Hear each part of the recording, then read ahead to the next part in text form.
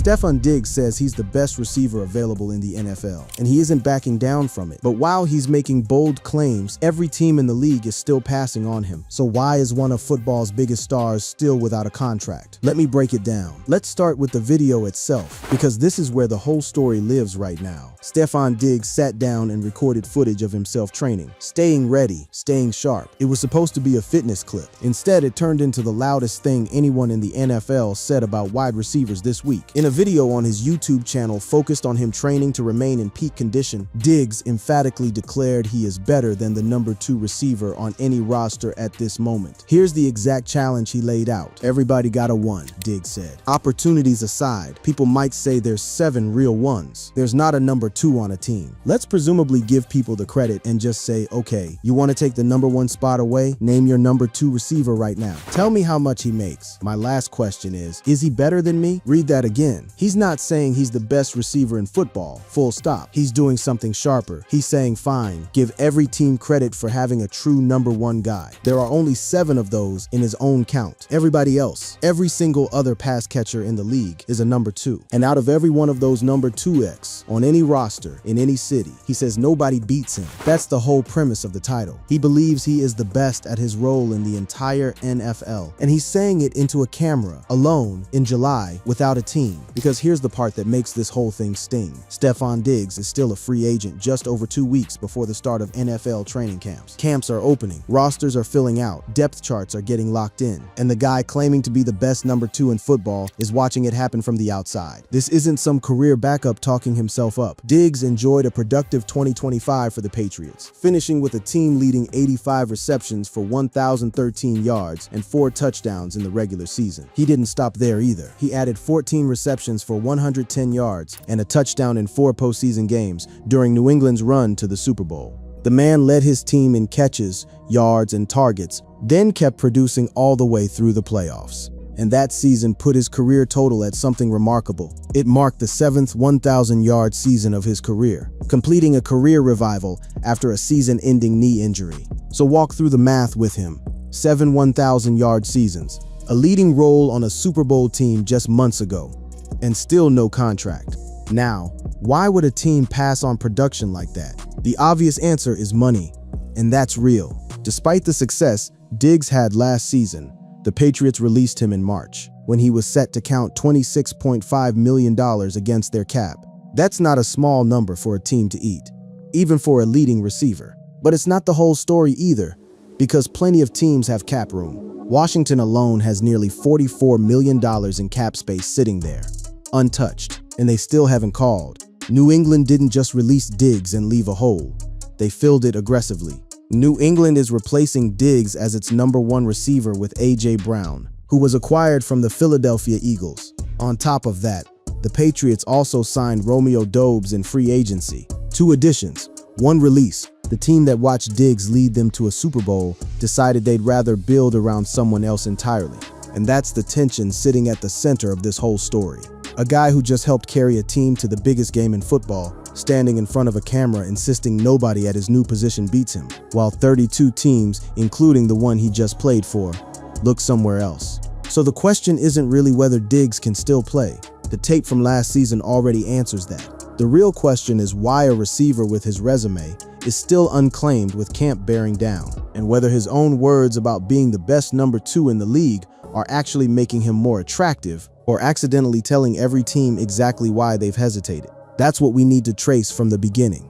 To understand why this moment is happening right now, you have to go back to where Diggs built his name in the first place. Because his entire argument that he's the best number 2 in football only makes sense once you see what he was before. A former 5th-round pick out of Maryland, Diggs spent the first 5 years of his career in Minnesota before being traded to Buffalo in 2020. 5th round. That's worth sitting with. He wasn't drafted as a franchise cornerstone. He clawed his way into being one. It took him 4 years to get his first 1,000-yard season, but he never had fewer than 720 receiving yards during those first 3 years. Slow burn, steady climb, no shortcuts. Then Buffalo happened, and everything changed. Paired with Bills QB Josh Allen, Diggs helped anchor some of the league's best offenses over 4 years there. This is the version of Diggs that built his entire reputation. The one who, as multiple outlets have pointed out, as a four-time Pro Bowler, who in 2020 led the NFL in catches and receiving yards, has long commanded respect as a premier pass catcher, and has not shown much in the way of regression since that career year with the Buffalo Bills. That's 4 seasons of being the guy defenses game planned around. Not a complimentary piece, not a second option, the focal point of an entire passing attack next to one of the best young quarterbacks in football. Then it ended, the way a lot of great partnerships in this league end, not on the field but in a front office decision. Buffalo moved on. Diggs signed elsewhere, and the ground shifted under him fast. Diggs signed with the Patriots last offseason after tearing his ACL while playing for the Houston Texans. A season-ending injury in a new city with a new team, right when he needed stability the most. Think about what that means for a guy already sitting at 32 years old. He didn't get to leave Buffalo on his own terms and walk into a fresh situation healthy. He got hurt almost immediately in Houston, and the injury became the story of his tenure there before he ever got the chance to build one. At this time, a year ago, Diggs was on the comeback trail from the October 2024 ACL tear he suffered as a member of the Texans. That's the version of Diggs that hit free agency last year. Not a fading veteran on reputation alone, but a guy with something to prove after a serious injury. And here's the thing. A team actually bet on him. Despite the injury, the Patriots were confident enough in Diggs' recovery to give him a 3-year deal with $26 million in guaranteed money in free agency. New England didn't just sign him to a throwaway prove-it deal either. Diggs played out his previous contract and signed a 3-year, $60 million deal with the Patriots in 2025. Real money, real commitment, real belief that the ACL wasn't going to define him. And the gamble paid off, immediately and completely. The gamble paid off for New England. Not only did Diggs play in all of the Patriots games during a shocking AFC title-winning season, but he was among the NFL's most productive receivers. Every single game. No missed time, no setbacks. Just a guy proving the recovery was real, week after week. The numbers back that up in specific, hard-to-argue ways. He finished top 16 in the league in first downs, tied for 10th with 51, catches at 12th with 85, and yards at 16th with 1,013. The 7th 1,000-yard season for the 11-year veteran, who scored 4 touchdowns and registered a meager 2.9% drop rate. A 2.9% drop rate. That's not just availability, that's precision. That's a guy who, when the ball came his way, caught it almost every single time. This is what makes his claim in that YouTube video land differently once you know the background. He's not speaking off reputation from 5 years ago. He's speaking off a season he just finished on a team that just played in the Super Bowl. And that Super Bowl run wasn't a fluke story either. Multiple reports frame it the same way. A team that overachieved ahead of schedule, with Diggs as one of the central reasons why. Stefon Diggs went for 1,013 receiving yards and 4 touchdowns last season in New England, becoming a critical part of the Patriots' unexpected, ahead-of-schedule Super Bowl appearance. So here's where the story sits at this point. A 5th-round pick who became a 4-time Pro Bowler. A 4-year run in Buffalo that made him a household name at the position. A serious knee injury that could have ended the story right there. A 1-year prove-it deal in New England that turned into one of the best comeback seasons any receiver had in 2025. And a Super Bowl appearance to cap it off. Then, weeks after that Super Bowl, the same team that just rode him to the championship game released him anyway.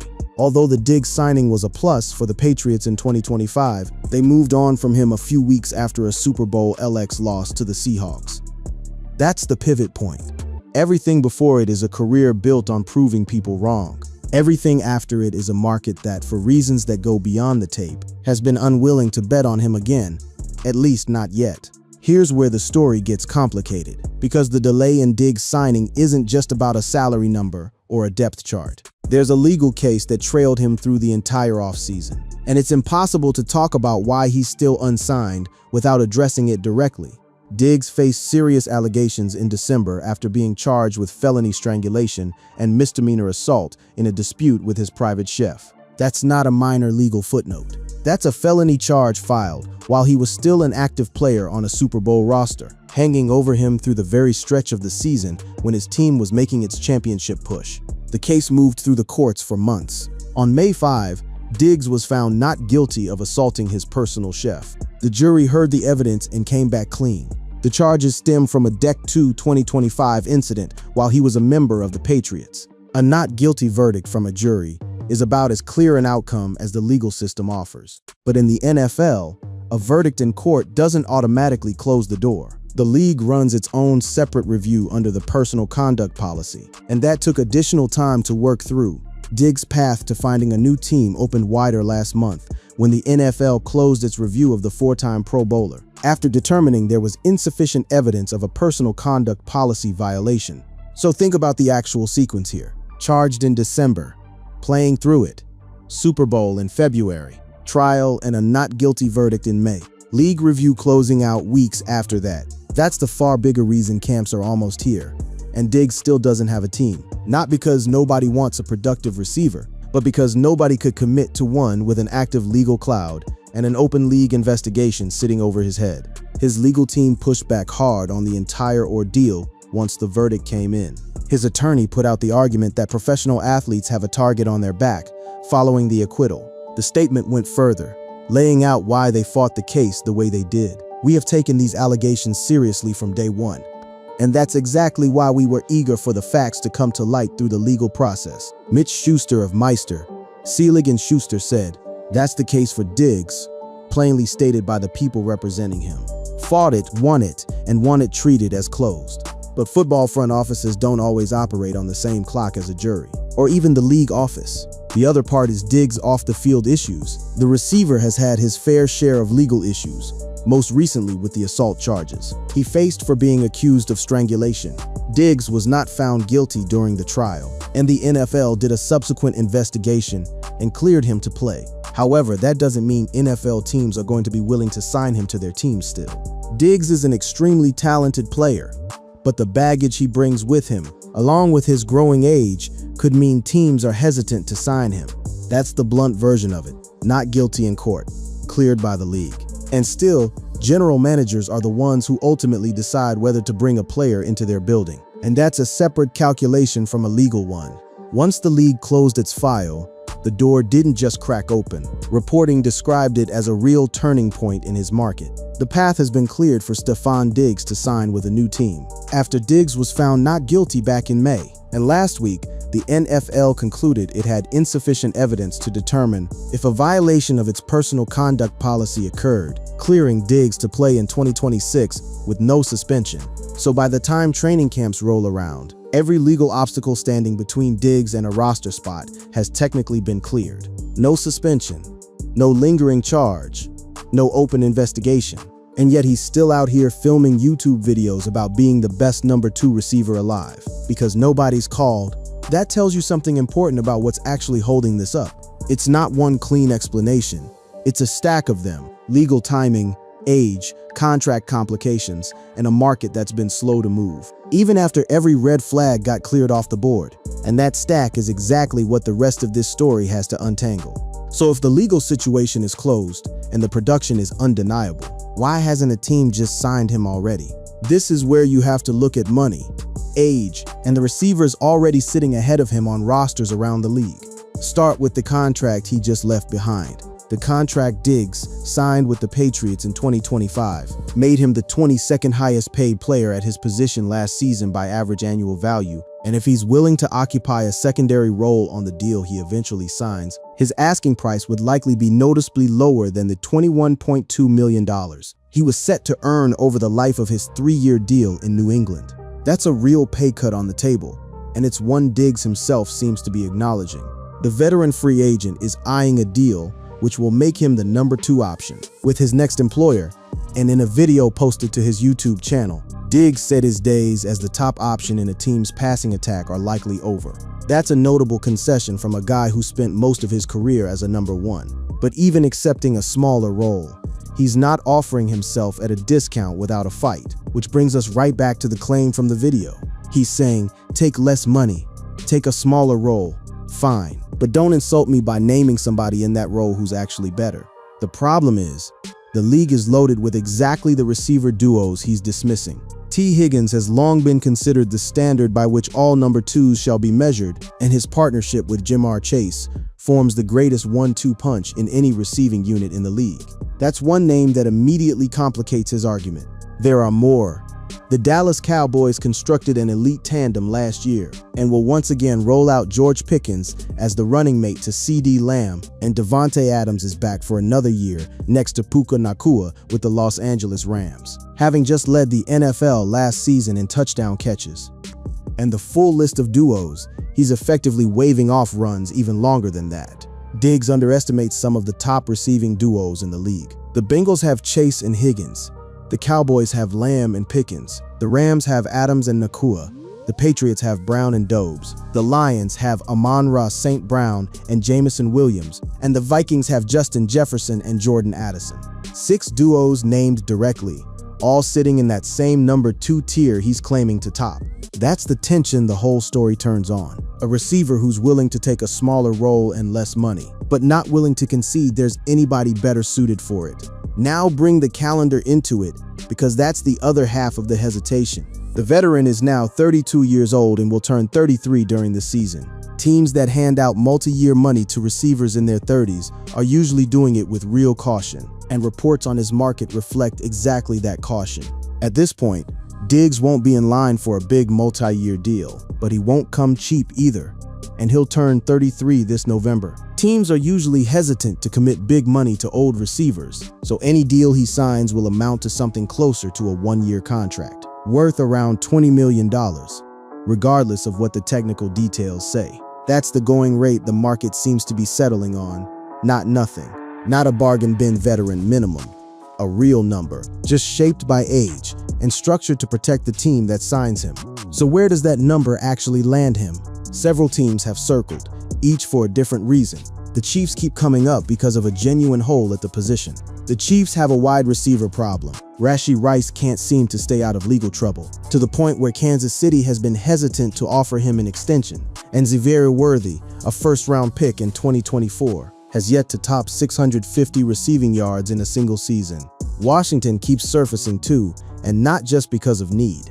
Diggs is a Maryland native, attending both high school and college there. The Commanders are his hometown team, and they could use a receiver like Diggs, since they have Terry McLaurin, but outside of him, there is little proven talent in the receiving corps. There's a family thread pulling him there too. Diggs' brother Trevon is also a free agent and has been linked to the Commanders, given that Dan Quinn is the head coach, and Trevon Diggs' top years in the NFL came while Quinn was the defensive coordinator of the Cowboys. The Rams show up in the conversation for a completely different reason. Not need at the top, but thin depth behind their stars. Los Angeles doesn't have much depth at wide receiver, and they're just one injury to 33-year-old Davante Adams away from being in serious trouble. Jordan Whittington, Xavier Smith, and Konata Mumpfield combined for 46 receptions last season, and the only addition to the room the Rams made this offseason was a 6th-round rookie.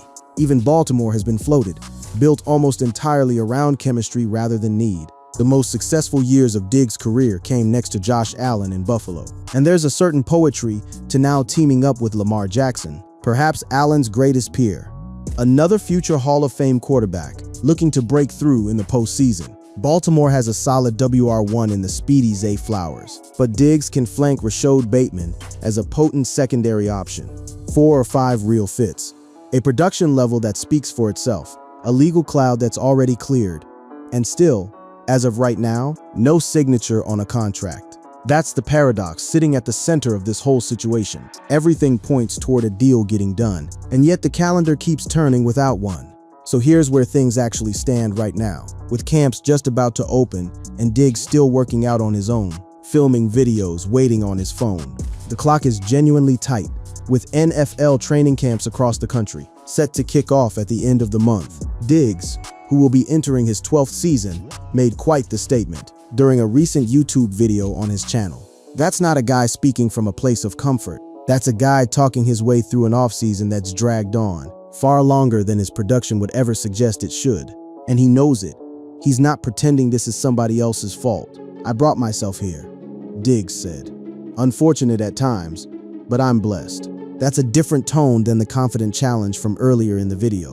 One moment, he's daring any team to name a number 2 receiver better than him. The next, he's acknowledging that his own choices are part of why he's sitting here, in mid-July without a jersey. Both things are true at once, and that's really the whole story in a single breath.